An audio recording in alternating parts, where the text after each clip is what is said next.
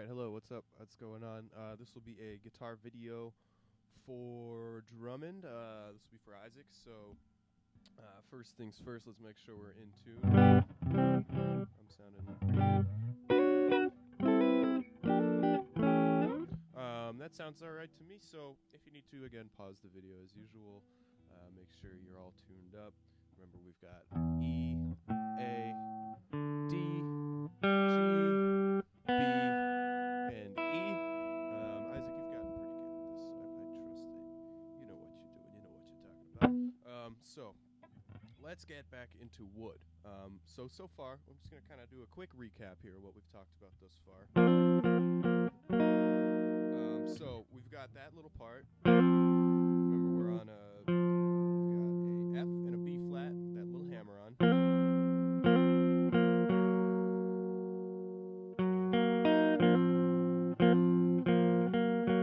So again, F, B flat, hammer on to C on G string. And then we're going to use our second finger to get up to that G flat on the 4th fret of our D string. Right? And again, we talked about this, I think, last time, but this is one where we don't want to accident, as I just did by accident, we don't want to pluck those 3 strings. We don't want to be hitting the B string, because that sounds weird, right? This is a dark song, and if we have a nice little major chord in there, that's going to sound weird. So we want to keep it nice and tight with that picking. So again,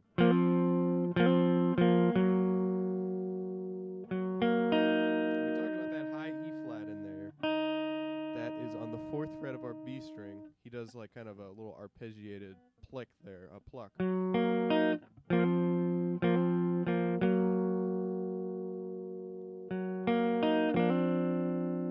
Right? So that's what we don't want to do. End up plucking those by accident. So stay focused on just those 2 strings and don't worry about too much about that E flat, but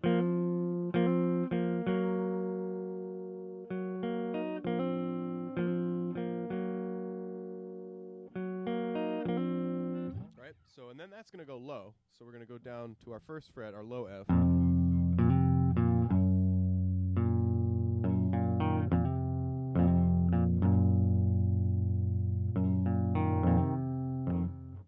Cool. So that's our verse. When we go low, you'll hear him start singing.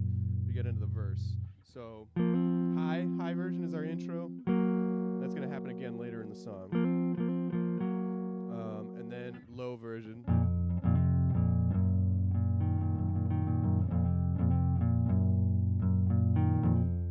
Right? So those are our beginning sections. We're going to open that up. Then our chorus, we're going to be playing power chords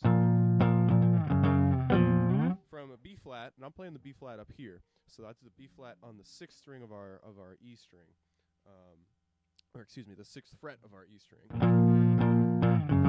And then we're going down to a G flat or an F sharp. That's the 2nd fret of our E string. So the reason I'm not playing the B flat here, there's really not a huge difference. It's kind of just like ultimately it's up to the player. Ultimately it's up to you which one you want to play. I would suggest using this one though, because if you're using distortion, and here maybe I have an example here.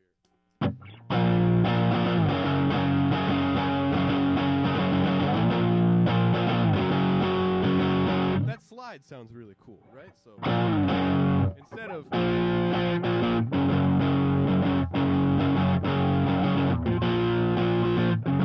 that, like when you play this B flat, that 1st fret, it comes out coming out a little bit more like staccato, and as opposed to that like nice slide you get. So I'll turn off my distortion pedal, but that's an example of why that beefy low end on that. I'm getting a ton of sound here. Looks weird. All right, but, so that's why that beefy low end on the low string playing that 6th fret B flat. That's why I think that one sounds a little bit better. Right, so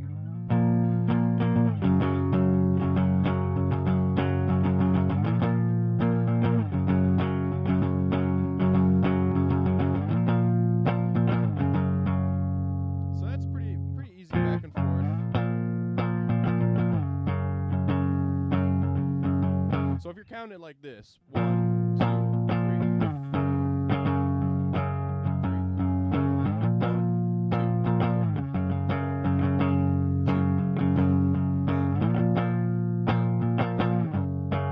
1, 2. So it kind of goes over like 8 beats, or like a 2-bar or a 2-measure phrase there.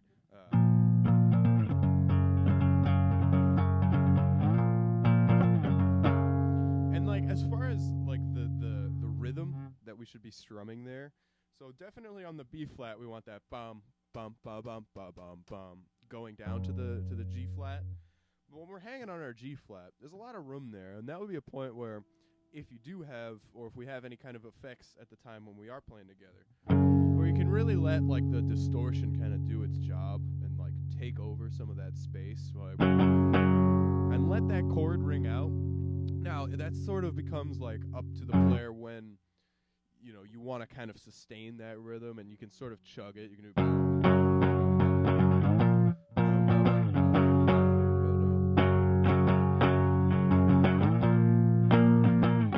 And ultimately, we do, of course, want to stay in the feel with the drummer.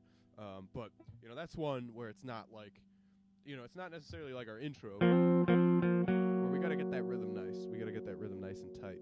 Or it's not like we've learned Eye of the Tiger, where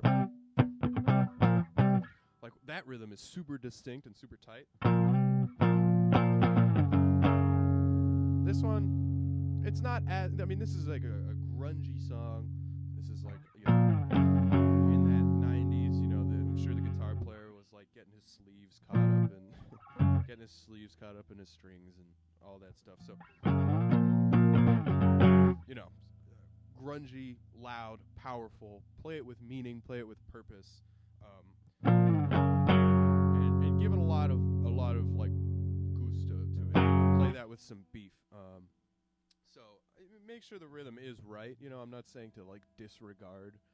I'm not saying don't think about rhythm or don't think about that. I'm just saying, you know, in this particular part, you can let yourself kind of get some real hard strums in there.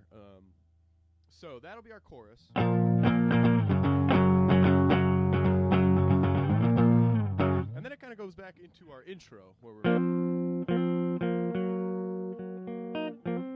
so we'll go back to that part, and then it goes back to our verse, where we're low.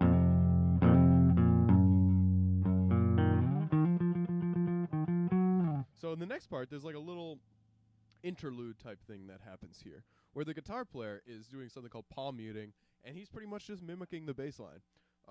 So the bass line is going to go like this.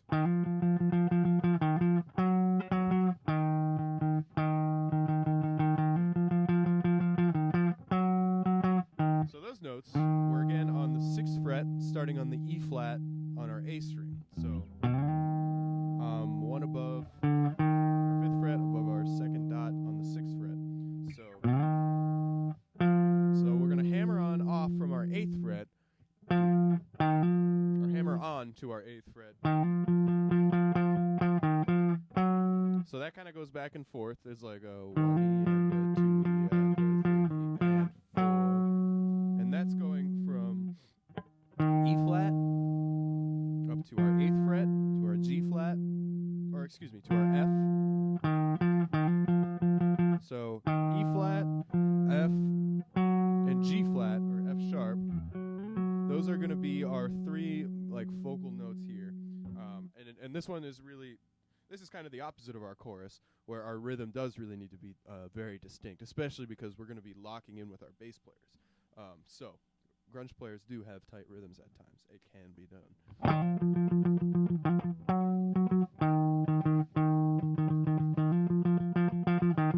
So that's how that's going to sound.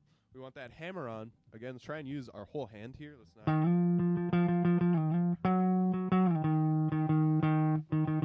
Let's not be sliding around too much, you know. Let's try and keep that nice steady position where we're hammering on with our 3rd finger to our F. So that's going to be that little first half. And then it climbs up to our G flat. So that's up here.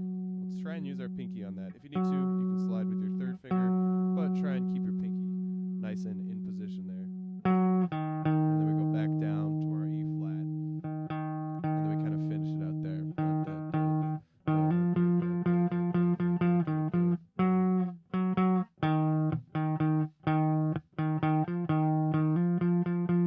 And that's using something called palm muting. I'm not sure if we've talked about this much, but I wouldn't worry about getting this like super tight right now, but it is definitely a skill to like continue to work on, and you'll see it a lot. It's like tremolo picking, or it's almost comparable to like a power chord in that guitar players will use that stuff all the time, and there's all sorts of like tricks that we know. So palm muting is literally when you take your palm and the way this is how I do it. So you want to mute the strings. You want to get the strings so they're not ringing out or having a big.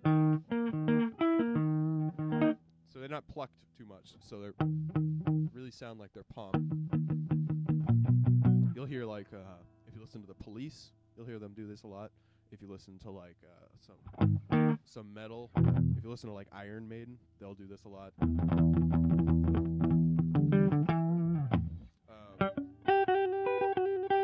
That's Iron Maiden. Check out Iron Maiden. You'll love Iron Maiden.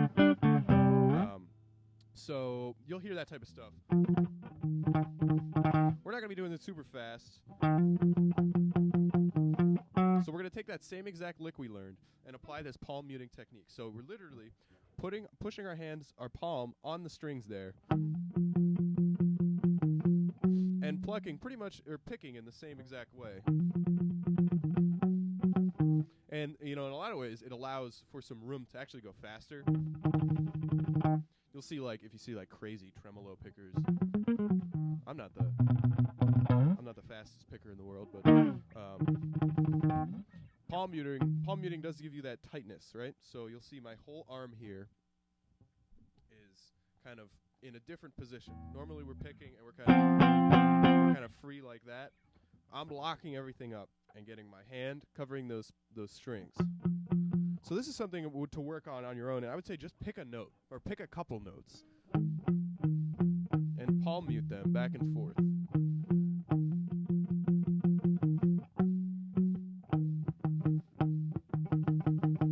So listen to that bass line. Again, palm muting.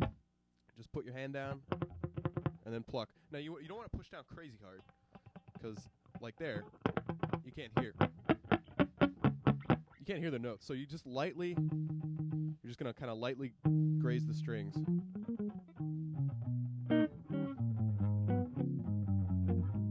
So you just graze the strings a little bit, and then you get that cool sound. So work on that. Go between a couple notes.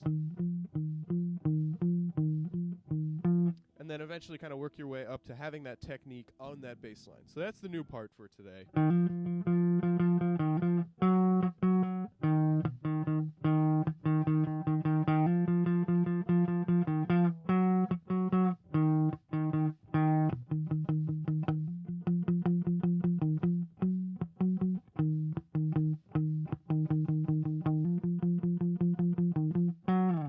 So you can really hear the difference there between when you're palm muting and when you're taking it off. So continue to listen to this song. Continue to work on My Name is Jonas and Cut My Lip.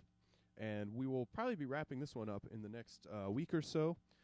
Check out some links for online lessons if you guys are interested at all. That would be super great if we could sit down and do like a Zoom lesson or a Skype lesson, whatever. So check out some links and stay up with the homeroom stuff and keep on practicing. And we'll see you soon.